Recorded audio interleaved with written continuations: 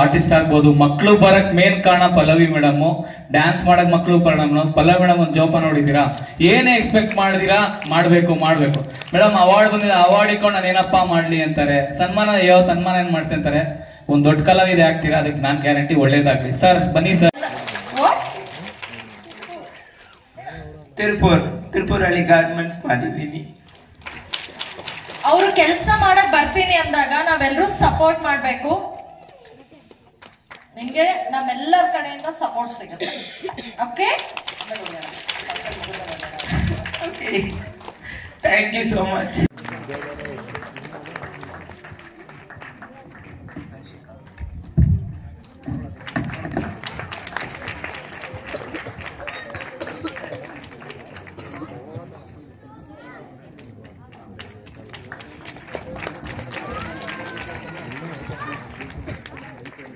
ಸಂಶಿಕಾ finally